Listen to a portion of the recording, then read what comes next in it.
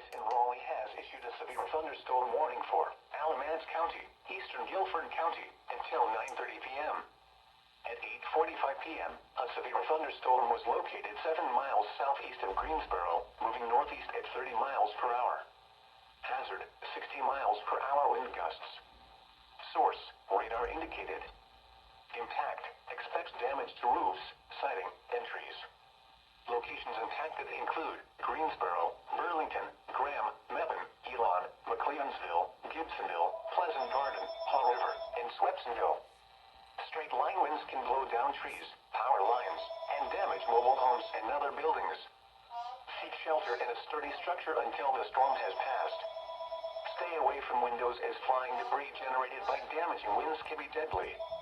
Repeating, a severe thunderstorm warning has been issued until 9:30 p.m. for the following counties in North Carolina, Alamance, and Guilford.